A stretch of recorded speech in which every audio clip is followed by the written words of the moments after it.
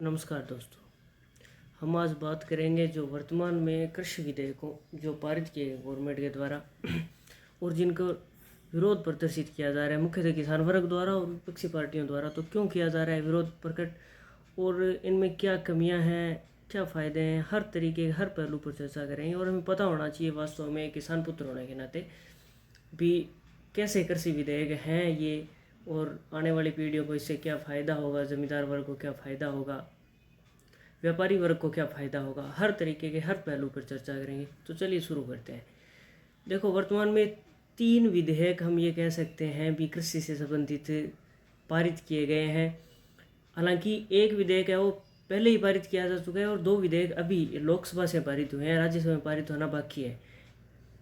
ठीक है, तीनों विधेयकों के नाम है कृषि उपज वाणिज्य एवं व्यापार विधेयक, मूल्य आश्वासन पर किसान समझौता है कृषि सेवा विधेयक, और आवश्यक वस्तु संशोधन विधेयक।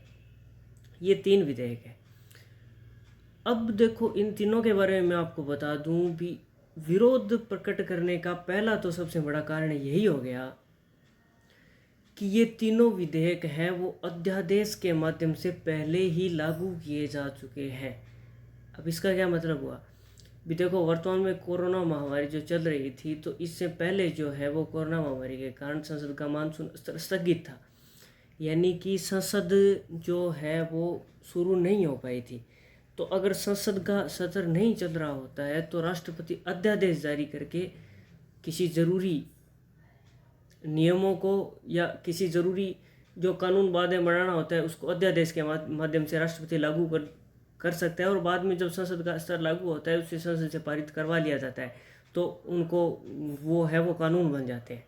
तो पहली बात तो यही होगी भी इतनी भी क्या जल्दी थी भी कोरोना महामारी के बीच में ही राष्ट्रपति को अध्यादेश जारी करके इन विधेयकों को लागू करना पड़ा, और वर्तमान में संसद से इन्हें पारित करवाया जा रहा है। और दूसरी सबसे बड़ी बात होगी कि वर्तमान समय में संसद के अंदर जो है वो प्रश्नकाल बिल्कुल स्थगित है, प्रश्नकाल बंद कर दिया गया है। अभी प्रश्न कोई विपक्षी पार्टी इन पर प्रश्न नहीं उठा सकती। ऐसे महत्वपूर्ण विधेयक जो किसानों से संबंधित है इन पर विपक्षी पार्टियों की राय लेनी चाहिए। अगर सही है तो मैं कहना चाहता हूँ, मैं किसी पार्टी विशेष का पक्ष नहीं लेना चाहता, लेकिन ऐसे विधेयकों पर वाद विवाद होना जरूरी होता है।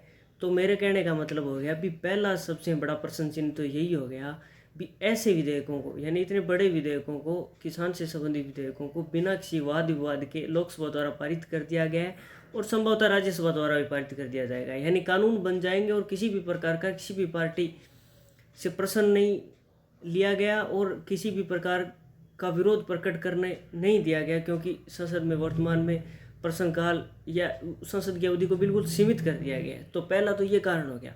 अब हम एक एक करके हर विधेयक को पढ़ेंगे और देखेंगे कि उस विधेयक में सकारात्मक क्या है और नकारात्मक क्या है, दोनों पहलुओं पर विचार करेंगे और अंत में कोई निष्कर्ष निकालेंगे। तो वीडियो को लास्ट तक देखते रहना। सही में एक पढ़े लिखे नागरिक की समझ आप में विकसित होगी और एक जो है वो एक सकारात्मक बात कर सकेंगे किसी के सामने, क्योंकि एक विरोध प्रकट करना, स्टेटस लगाने से कुछ नहीं होता, लेकिन उन विधेयकों के बारे में आपको पता होना चाहिए। अगर कोई आपसे पूछे भी आप विरोध प्रकट क्यों कर रहे हो, तो उसके सकारात्मक और नकारात्मक दोनों पहलुओं के बारे में आपको पता होना चाहिए। तो एकदम साधारण भाषा के अंदर मैं थाने बताऊंगा और एकदम साधारण भाषा के अंदर आप समझाऊंगा, बिल्कुल बात थार समझ में आएगी। चलो शुरू करा। देखो, पहला विधेयक है कृषि उपज वाणिज्य व्यापार विधेयक 2020। अब क्या बात है विधेयक के अंदर? विधेयक के अंदर अब बात है कि किसान जो कि आपकी फसल बेचता वह बहुत एक सीमित क्राइटेरिया के अंदर बेचता पहली, यानी क्या मतलब हो, यानी पहली राज्य सरकार के नियम के तहत एपीएमसी बनेगी। एपीएमसी को मतलब एग्रीकल्चर प्रोडक्ट मार्केटिंग कमेटी, कृषि उत्पाद विपणन समिति। इनको मुख्य कार्य हो जो को किसान है वो एक सीमित क्षेत्र के अंदर, एक सीमित मंडी के अंदर या सीमित जगह के अंदर, यानी दूसरे स्टेट के अंदर वो आप जो की फसल है वह को नहीं बेच सकते हो। और एपीएमसी के तहत जो कि मंडी के अंदर बेच तो बिंग अंदर भी बिंग ऊपर हर स्टेट गवर्नमेंट है वो आपका अलग अलग तरीके का टैक्स लगाती। और एपीएमसी को मुख्य कार्य हो कि बठे का जगह व्यापारी है बन लाइसेंस देना, यानी मुख्यतः आप जगह आड़ती होगा पान लाइसेंस देनो, एक निश्चित रकम जमा करवा के पान लाइसेंस देनो, खरीद बिक्री की बाने अनुमति देनी। तो बात आई है भी राज्य सरकार की एपीएमसी गठित करेगी, और वह एपीएमसी सीधी बात है भी स्टेट गवर्नमेंट भी टैक्स लेती, व जमींदार को टैक्स लेती, और एक निश्चित क्राइटेरियो। अब ई अधिनियम यानी कृषि उपज वाणिज्य व्यापार अधिनियम आया बाद में, जबकि ई अधिनियम में बात लिखड़ी है बिंग हिसाबों जो को जमींदार नहीं, जो को किसान है वो किसी भी स्टेट के अंदर निर्बाध रूप आपकी फसल बेच के, और लगभग अब आप मानस का भी स्टेट गवर्नमेंट का टैक्स या एपीएमसी का टैक्स ले बहु बिन छूट भी मिलेगी। तो इन तरीकों देखा जो तो फायदो है। तो लाभ के अंदर अगर आप कोई चीज़ देखा तो लाभ के अंदर आ चीज़ है कि मतलब इन विधेयक के अंदर एक बात तो आ है भी, इस विधेयक के माध्यम से एक नए पारिस्थितिकी तंत्र की स्थापना में सहायता मिलेगी, जहाँ किसानों को और व्यापारियों को कृषि उपज की खरीद एवं बिक्री के अधिक विकल्प हो। सीधी सी बात है भी स्टेट बारे या किसी स्टेट में जाके जखन बढ़िया दाम लागे पड़ जाए बेच के, तो बढ़िया बात है। दूसरी है कि यह विधेयक कृषि उपज विपणन कानूनों के तहत अधिसूचित बाजारों के भौतिक परिसर के बाहर अवरोध मुक्त अंतर्राज्यीय राज्यांतरीय व्यापार व वाणिज्य को बढ़ावा देती है। तो आप भी सही बात है, राज्य के अंदर या राज्यों बाहर जो को व्यापार है पिन भी बढ़ावा दिया है, सही बात है। इस विधेयक के माध्यम से अधिशेष उपज वाले किसानों को उपज कुल मिला के बात ईम ओ कहने चाहो है अभी इसो कोई क्षेत्र जटे या मानो भी कणक कम हुआ है, और इसो कोई क्षेत्र जड़े दूसरा क्षेत्र जड़े कणक ज़्यादा हो, जब पंजाब है या राजस्थान है, राजस्थान में कम हुआ है पंजाब में ज़्यादा है। तो पंजाब के अंदर तो बात चीज़ सस्ती बिकेगी, राजस्थान में महंगी बिकेगी, तो पंजाब वाला बंदा राजस्थान में आगे बात चीज़ बेच के और मन बढ़िया भाव भी मिलेगा। आप भी सही बात है, पॉजिटिव पॉइंट है, कोई दिक्कत को नहीं। इस विधेयक में कृषि क्षेत्र में इलेक्ट्रॉनिक ट्रेडिंग का भी प्रस्ताव दिया गया। इस अधिनियम के तहत किसानों को उसकी उपज की बिक्री पर या सरकार को लगान नहीं लिया जाएगा। अब बात मैं धन पहले ही बता दी भी, यूँ एक फायदो वो भी हुएगो कि जो स्टेट गवर्नमेंट जो टैक्स लेती वो टैक्स किसान ने पे कौन नहीं करना पड़ेगा, और आड़तिया को टैक्स लेता वो टैक्स कौन पे करना पड़ेगा। और दूसरी बात होगी कि सरकारी विधेयक में एक देश एक कृषि बाजार को निर्माण व मार्ग प्रशस्त कराए, यानी पूरा देश है जो को एक बाजार बन जाएगा, कोई किसान इकट्ठे ही जाके फसल बेच के। तो ठीक है बात, मतलब इन आप अभी तक पॉजिटिव पॉइंट देखे, ठीक है। तो अब अपन दूसरा विधेयक पढ़ना, और भी बाद में लास्ट में इनको पूरे वो मोरल निकालना भी के चीज़ है कि इन दिक्कत घटा है, किसान विरोध क्यों करने ला रहे। दूसरा विधेयक है भी किसान मूल्य आश्वासन पर किसान समझौता है कृषि सेवा देने में। इन पृष्ठभूमि में अपन देख सका भी किसान जगह छोटी जोधा किसान है। ई विधेयक के अंदर आ बात है भी किसान जगह है वह आपकी फसल को स्टॉक कौन कर सके, बैंक लिमिटेड जगह है, इन कारण बन सही भाव कौन मिले, आ चीज़ हमेशा मतलब चलती आ रही है। तो इनके अंदर गवर्नमेंट वो नियम करे हुए है भी किसान है पर डायरेक्ट थोक विक्रेता है, खुदरा व्यापारी है, बहुत डायरेक्ट संपर्क कर सके, बन कठी बिचौलिए की जरूरत को नहीं, इन कारण बन बढ़िया मूल्य मिलेगा। सीधी सी बात है, किसान प्रत्यक्ष रूप से विपणन से जुड़ेंगे और मध्यस्थों की भूमिका समाप्त होगी और बेहतर मूल्य प्राप्त होगा। ठीक है बात। राष्ट्रीय अंतर्राष्ट्रीय बाजार तक पहुंच आपूर्ति श्रृंखला निर्माण कृषि अवसंरचना विकास हेतु निजी क्षेत्र के निवेश को बढ़ावा मिलेगा। अब आ चीज़ क्या संभव है, इन चीज़ के अंदर गवर्नमेंट यहाँ के वह भी प्राइवेट सेक्टर ने इन अंदर ले गया होगा, और किसान और अंतर्राष्ट्रीय बाजार तक यानी दूसरे देश हम जो आप निर्यात करा कोई फसल या कोई धान को जो है कोई चीज़ को बिन अपन डायरेक्ट भी चीज़ों जोड़ने खातिर बीच को जो खाक को जो तैयार होगा वो प्राइवेट सेक्टर के मदद हो सी। तो कोई बात नहीं, किसान ने मूल्य मिलना चाहिए, प्राइवेट सेक्टर आओ चाहिए, आधुनिक तकनीक व बेहतर इनपुट तक पहुंच सुनिश्चित होगी। कुल मिला के बात है ये भी जमींदार कन बढ़िया टेक्निक यानी चीज भी भंडारण खातर थोक खुदरा व्यापारी से संबंध हो सी, डायरेक्ट लिंक हो जाएगा तो भी चीज़ को फसल को मूल्य सही ले सके। लेकिन ये तो फिर दिक्कत घटाएंगे अंदर आ चीज़। अब अपन देखा कि वो जो विधेयक है मुख्यतः जो प्रसंस्करण यानी स्टॉक जुड़े है, जो किसान डायरेक्ट थोक व्यापारियों लिंक करे बिंग विरोध कारण के है। और विरोध के अंदर तो अपन देखने ला रहे हैं भी जगह विधेयक पारित तो है बिंग अंदर पंजाब हरियाणा के अंदर मुख्यतः सारों ज़्यादा विरोध होने ला रहे है। और श्रोमणी अकाली दल है जो इंगो एक प्रमुख जगह मंत्री हरसिमरत कौर बादल अब इस्तीफा दी देती हो, तो विरोध के कारण है वो देखा। तो अब इनके अंदर एक बात मैं थान पहले बताई, व्यापार क्षेत्र में विरोध हो के कारण है।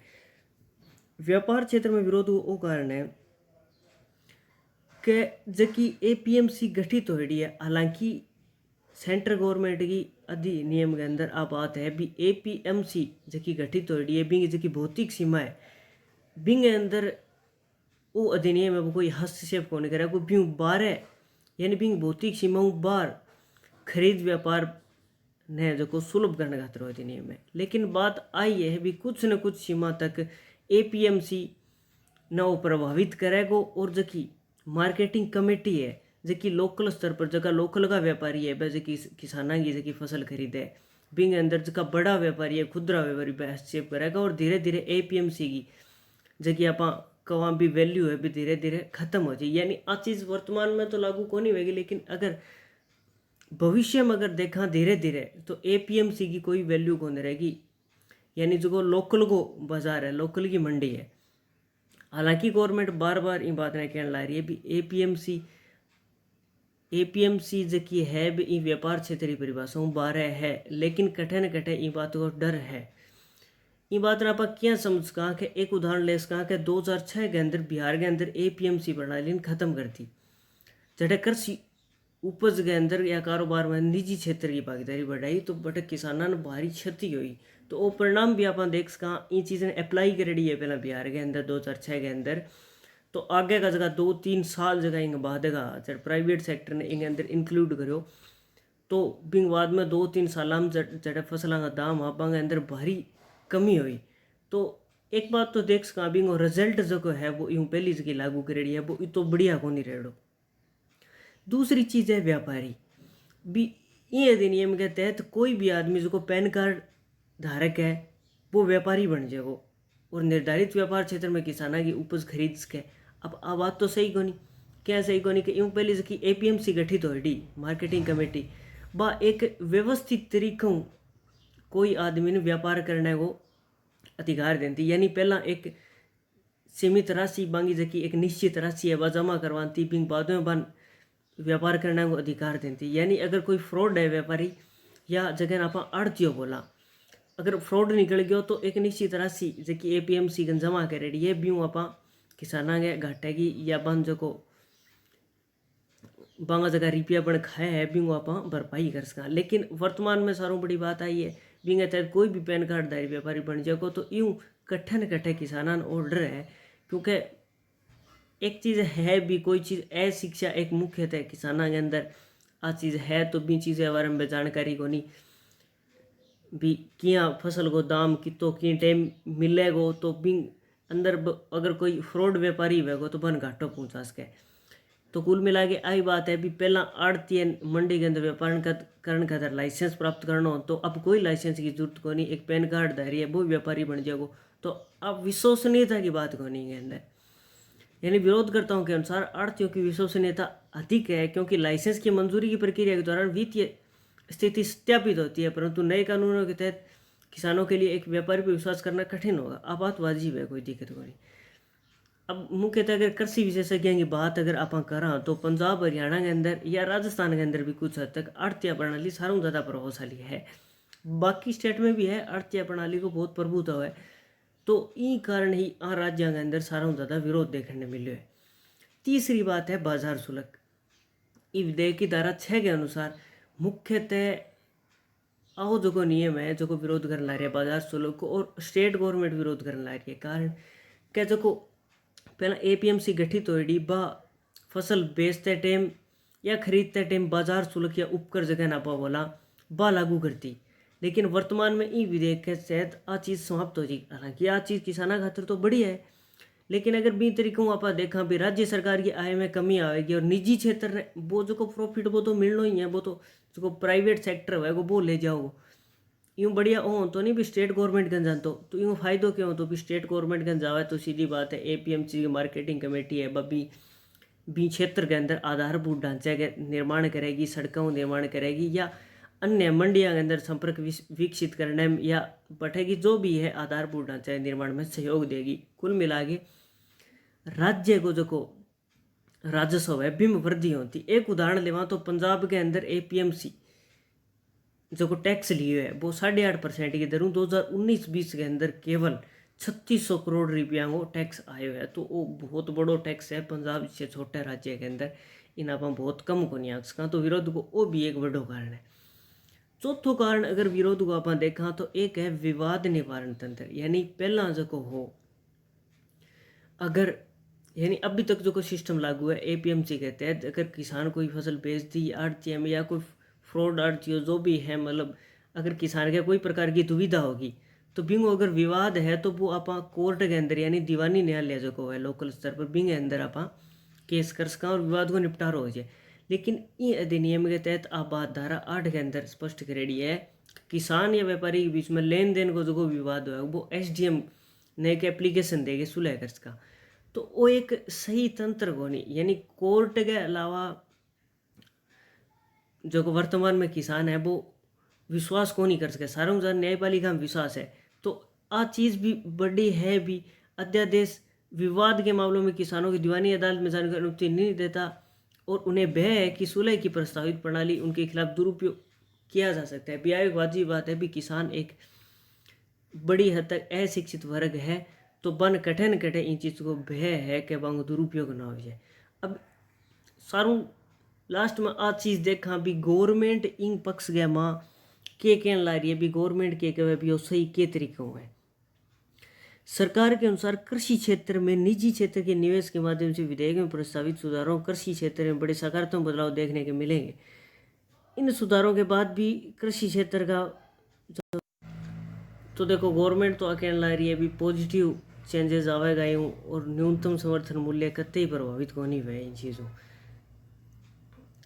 लेकिन अब इन चीज़ ने गवर्नमेंट के कहे हूँ आप सही को नहीं मान सका। कृषि क्षेत्र में निजी क्षेत्र को बढ़ावा देने खातर एपीएमसी पहुँच में विस्तार करने खातर आवश्यक सुधार करना चाहिए।